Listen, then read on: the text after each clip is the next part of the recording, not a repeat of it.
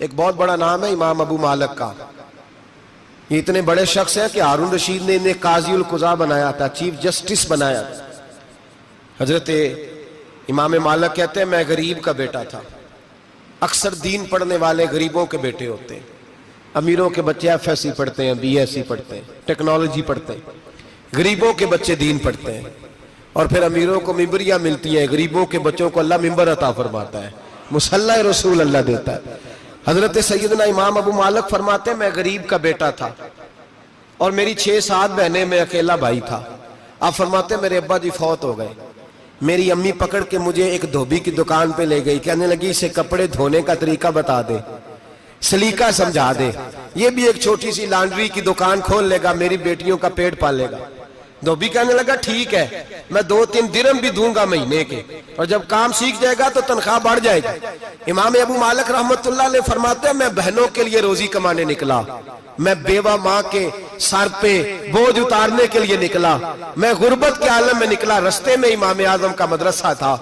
فرماتے میں وہاں چمکتے چہرے دیکھتا, لیکن اپنی غربت کو دیکھ کے میں آگے بڑھ جاتا, پریشان ہوتا کہ میں کیسے علم حاصل کروں گا. آپ فرماتے ہیں امام صاحب مجھے اکثر دیکھتے. ایک دن امام اعظم باہر نکلے, مجھے کھڑے ہوئے دیکھا تو قریب بلایا, سینے سے لگایا, ماتھا چوما. کیا نام ہے؟ میں نے کہا ابو مالک میرا نام ہے. کہا تمہیں پڑھنے کا شوق ہے؟ کہا بڑا شوق ہے. کہنے لگے چل آ جا پڑھا کر, آ جا مدرسے میں پڑھا کر. کہتے میں سارا دن وہاں پڑھتا, گھر سے کام کرنے آتا, سارا دن امام اعظم کے پاس پڑھتا رہتا. مہینہ آیا تو میری اماں کہنے لگی تنخواہ لاؤ. میں نے کہا امی جی تنخواہ تو وہ دے گا جو ڈیوٹی پہ جاتا ہو, میں تو پڑھنے جاتا ہوں.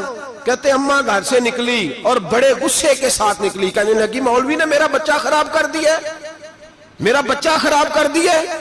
میں کام پہ بھیجتی تھی, اس نے کس چکر میں ڈال دیا, مسئلوں سے بھی کبھی پیٹ بھرا ہے, کام بھی تو کرنے چاہیے نا. کہتے امام اعظم کے سامنے کھڑی ہوئی. امام صاحب بڑے امیر کبیر آدمی, اربوں خربوں پتی تھی, اور پھر اتنے بڑے عالم فقیر, سارا بغداد, سارا کوفہ, سارا مصر سلوٹ کرتا ہے.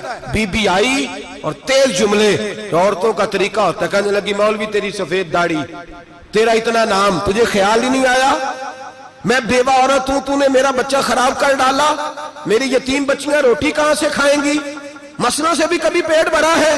کہتی اتنے سخت جملے کہے, پر قربان جاؤ امام اعظم سنتے رہے اور مسکراتے رہے. کہنے لگے میری غلطی ہے, میری غلطی ہے, میری غلطی ہے. بی بی بھول گیا تھا, غلطی ہو گئی. بی بی کہتی تیری امام صاحب سنتے رہے. جب غصہ اتر گیا تو کہنے لگے اماں تیرا غصہ اتر گیا ہے؟ اتر گیا ہے. کہنے لگے تیرا بیٹا بڑا نیک ہے, تیرا بیٹا بڑا لائق ہے, تو اسے پڑھنے دے. کہنے لگے چپ کر بے مولوی, یہ پڑھے گا تو میں روٹی کہاں سے کھاؤں گی. امام صاحب کہنے لگے مجھے بتائے گی تیرے گھر کا خرچہ کتنا ہے. اس نے ایک لفظ تو ہے 3 دینار کا, ایک روایت ایسے بھی لکھی ہے بزرگوں نے. کہنے لگی 40 درہم ہے, اور اماں کہتی میں نے جان بوجھ کے زیادہ بتائے, حالانکہ میں کناک کا خرچہ کرتی تھی, لیکن جب کھلا ڈلا کرے تو وہ والا خرچہ بتایا.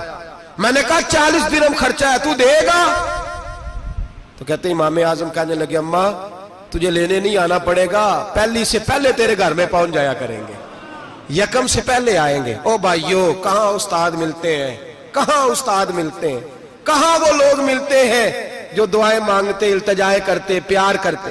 گزر گیا وہ دور, اب تو سوٹ لینے کا دور ہے, مٹھائیاں لینے کا دور ہے, ہاتھ ڈلوانے کا دور آیا ہے. اب کون پوچھتا ہے, اب تو پوچھتے ہیں تو میرے لیے کیا لایا ہے. حضرت سیدنا امام اعظم ابو حنیفہ رحمت اللہ علیہ 1 دن نہیں, 2 دن نہیں, 4 دن نہیں, 5 مہینے نہیں, 20 سال تک, کہنا آسان, بولنا آسان, سننا آسان, 20 سال تک امام ابو مالک کے گھر میں خرچہ دیتے رہے, وہ پڑھتے رہے. اماں کہنے لگی تو میرے بیٹے کو لگا تو لیا ہے, تو پڑھ کے بنے گا کیا. حضرت امام اعظم فرمانے لگے بادشاہوں کے تخت پر بیٹھ کر بادشاہوں کے ساتھ کھانے کھایا کرے گا, ان کے ساتھ بیٹھ کے حلوہ کھائے گا, وقت آئے گا تو دیکھے گی. کہتے ہیں میرے امام انتقال کر گئے, وقت بیت گیا. ہارون رشید نے مجھے بلایا بغداد میں اور کہا میں آپ کو چیف جسٹس بنانے لگا ہوں. کہتے ہیں میں خوشی سے سجدے کرنے لگا, میں چیف جسٹس بنا. میں نے اپنی اماں کو خط لکھا کہ اماں بغداد آ جا, تیرے بیٹے کو اللہ نے بڑی شان عطا کر دی ہے. فرماتے ہیں ہارون رشید کی بیوی بڑی औलिया की उलमा की बड़ी फरमा बरदार थी, मोहब्बत करने वाली थी। उसने हलवा बना के भेजा, खाना बना के भेजा। हारून रशीद तख्त पे बैठ के खाने लगा तो कहने लगा इमाम साहब आप भी यहीं आ जाए मेरे साथ। कहते एक कोने में वो बैठ गया, एक में मैं बैठ गया, बीच में खाना रख लिया। इतनी देर में मेरी अम्मा भी पहुंच गई। 2 लुकमे खाए थे कि अम्मा आ गई। जब अम्मा ने मुझे तख्त पे बैठे देखा, एक यतीम, एक लवारस, एक बिन बाप का बच्चा, वो कल तक जो बहनों के लिए 4 दिनार नहीं ला सकता था, तख्त पे बैठ के जब रोटी खाते देखा तो अम्मा तड़प गई, रोई, चीखें मारी। मैंने कहा अम्मा क्या हुआ? कहने लगी बेटा मुझे तेरा उस्ताद याद आ गया है। उसने कई साल पहले कहा था इसे दीन का इल्म पढ़ने दे, इसे फकीह बनने दे, ये बहुत आगे जाएगा। देख आज अल्लाह ने तुझे कितनी शान अता की है।